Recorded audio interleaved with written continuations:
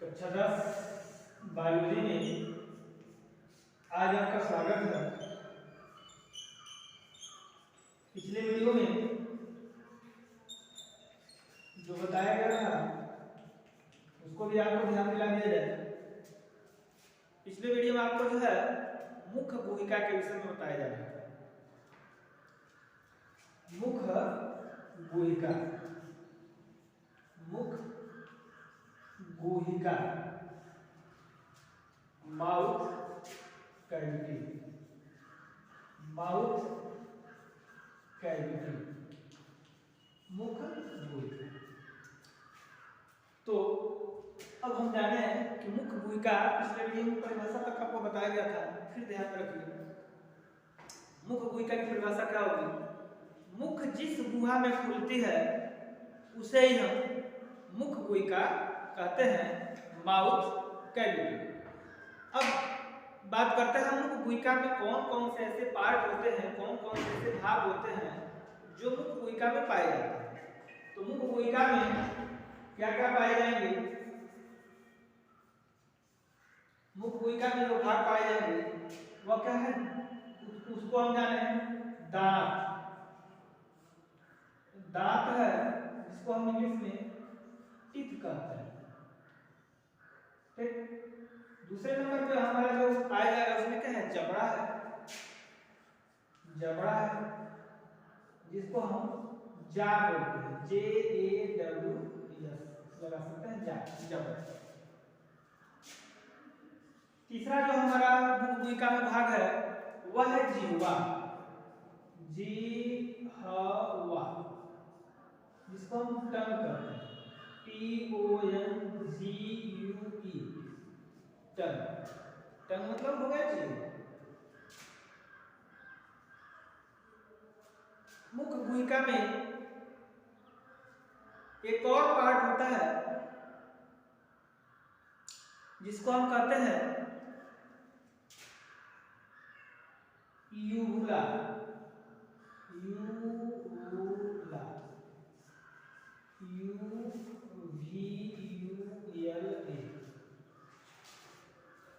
वैसे यह यूवुला मुख्य भूमिका का भाग नहीं है। यह भाग है आपका ग्रसनी और मुख्य भूमिका के मध्य का, लेकिन इसको हम मुख्य भूमिका में मानते हैं कि यह भी मुख्य भूमिका का ही भाग है। अब हम इन चारों के विषय में हम अध्ययन करेंगे। तो सबसे पहले हम दांत के विषय में अध्ययन करेंगे। सबसे पहले हम दांत के विषय में अध्ययन करेंगे। तो आइए अब हम इसको डिटेल में जाने दांत के विषय में।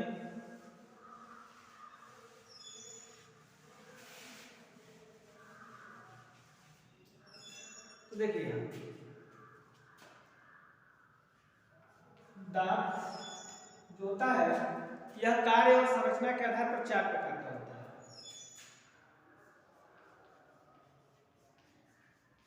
कार्य और संरचना के आधार पर दांत 4 प्रकार के होते हैं। कौन कौन? पहला हो गया आपका कृंतक, कृंतक। दूसरा हो गया रत्नक, तीसरा हो गया अग्रचौड़क, अग्रचौड़क, चौथा हो गया चौड़क, चौड़क, इंसाइडर,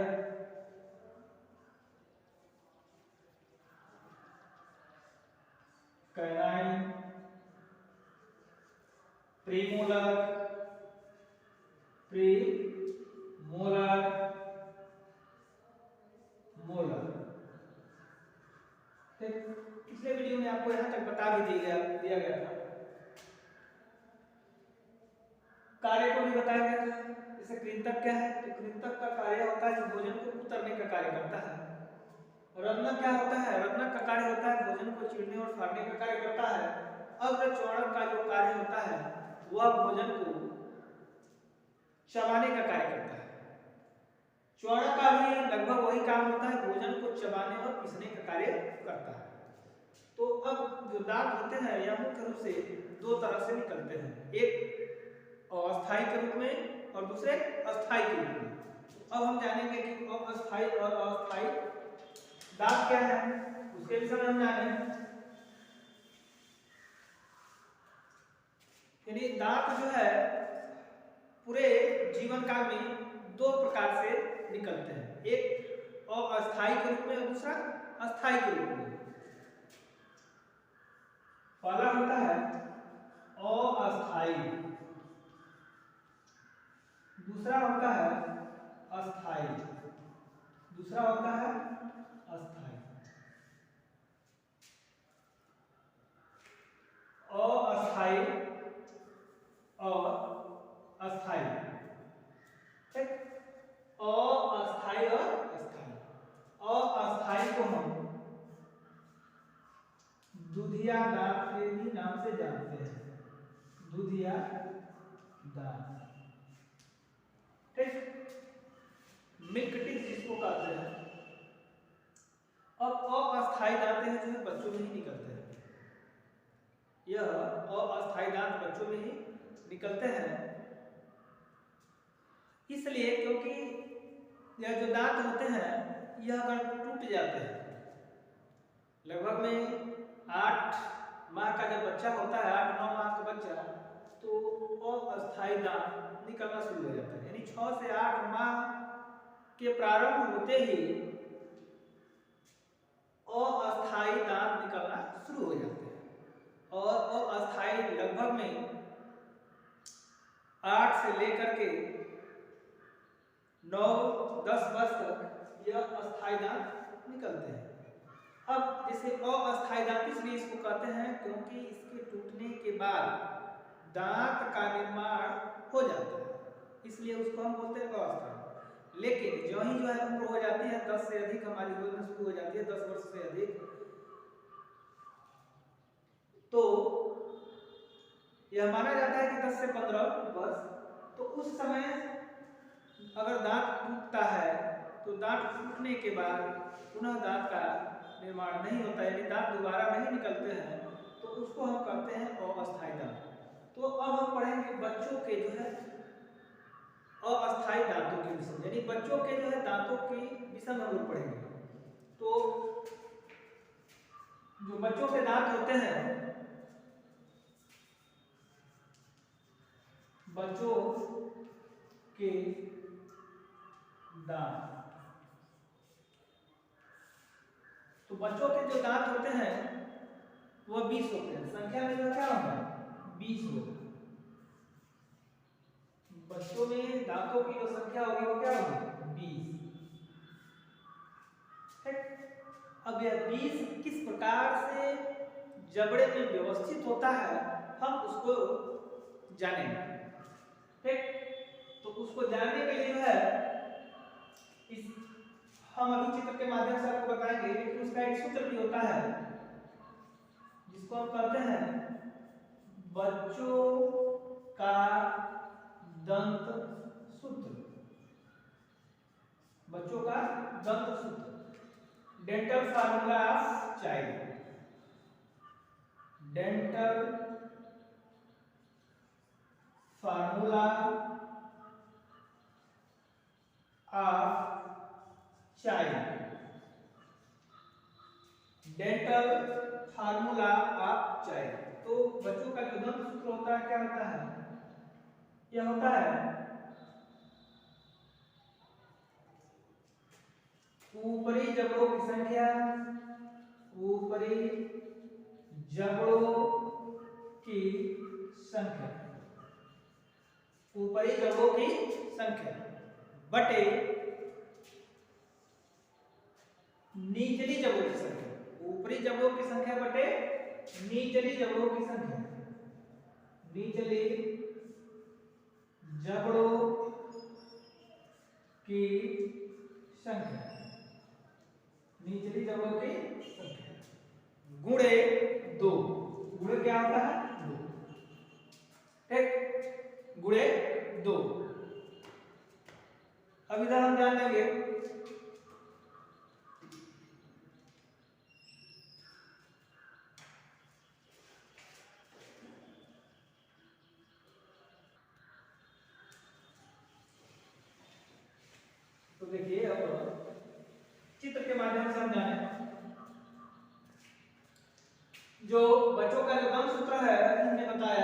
ऊपरी जबड़ों की संख्या बटे निचली जबड़ों की संख्या गुणे 2 और दांतों की जो संख्या वो होती है 20। तो हम आपको बताए ही थे, और जैसे रदनक है तो इसको हम 60 में क्या है आई से दिखला देंगे, ठीक? या यहाँ पूरा लिख लीजिए, incisors, canine, premolar, premolar, molar, क्या हो गया। अब इंसाइजर को हम 60 में आई से लिखें, कैनाइन को सी से लिखें, प्रीमोलर को पीएम से लिखें और मोलर को ईएम से लिखें। ना तो ध्यान में आएगा ही। अब देखिए चित्र के माध्यम से इसको समझते हैं। तो देखिए यहाँ जो है, अब हम पहले इसको लिखें तो हम यहाँ लिख सकते हैं आई, पहले इन तीनों को हम चारों को डिनोट करें, आई,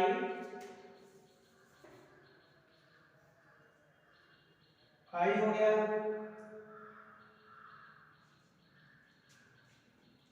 सी हो गया, पीएम हो गया और ईएम हो गया, ठीक? तो देखिए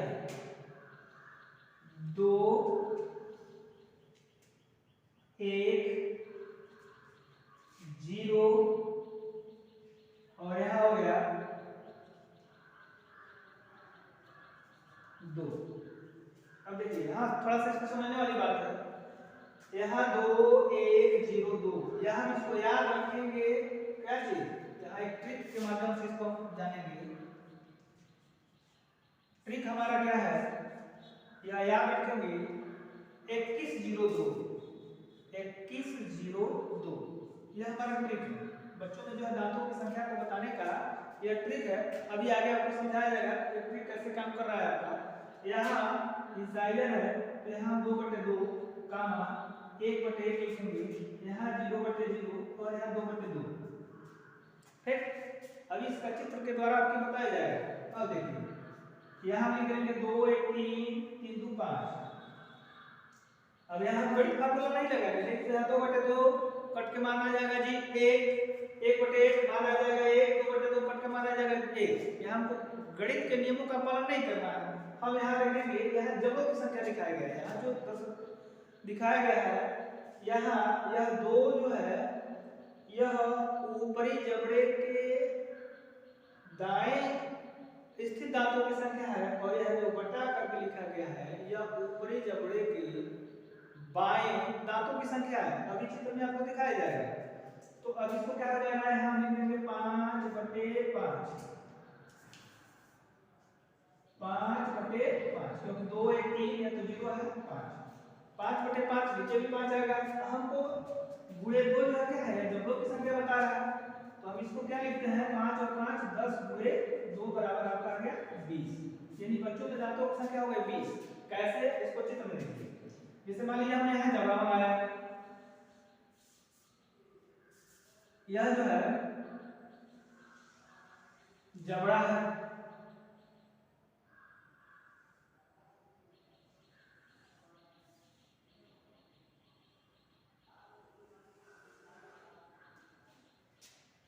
यह क्या है जबड़ा है। थोड़ा सा फिगर और स्पष्ट करिए।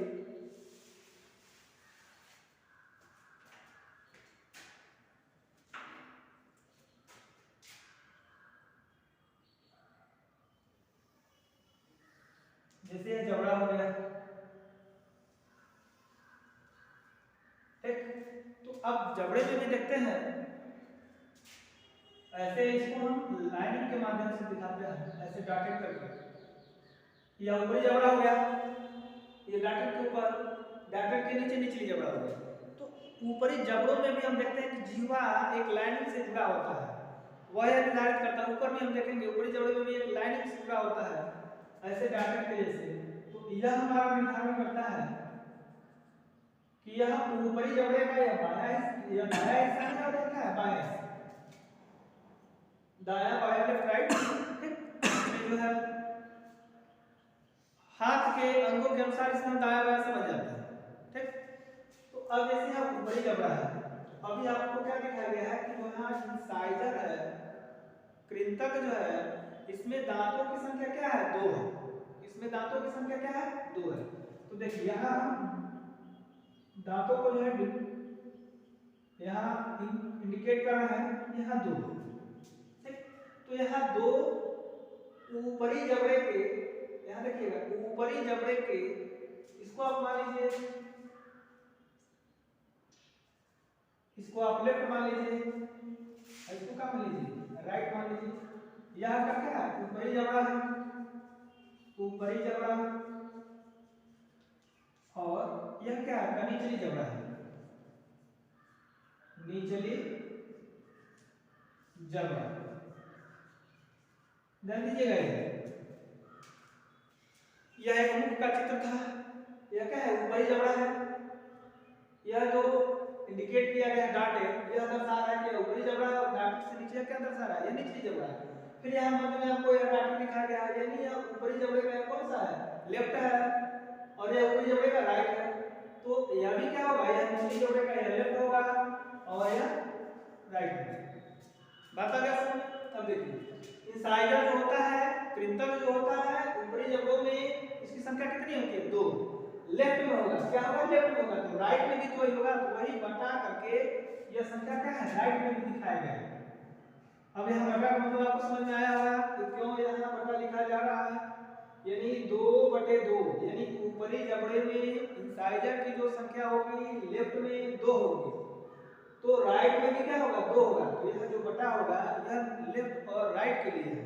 बात आया समझ में। फिर यहाँ कैनाइन है, कैनाइन का मतलब हो गया रत्न, तो रत्नों की संख्या ऊपरी जबड़ों में लेफ्ट में संख्या क्या है 1 है, देखिए यहाँ 1 बना दिए। ठीक, तो अब राइट में भी संख्या क्या होगा 1 ही होगा। बात आ गया समझ में। यदि ऊपरी जबड़ों में लेफ्ट में अगर 1 है तो राइट में भी 1 है, तो इसलिए ऊपरी जबड़े की संख्या को 1/1 लिखा गया। फिर यहाँ आते हैं प्रीमोलर, तो प्रीमोलर देख रहे हैं 0 है, यानी अभी यह दांत निकला ही नहीं रहता है, यह एब्सेंट है यानी 0 है। ठीक, अब उसके बाद से क्या है मोलर है। ठीक, चौड़क, तो मोलर क्या है 2 की संख्या में 1 और 2, संख्या में कितनी है 2, तो वह लेफ्ट में संख्या 2 ऊपरी जबड़े के, तो राइट में भी वही संख्या होगी, तो यहाँ राइट में भी क्या होगी संख्या 2।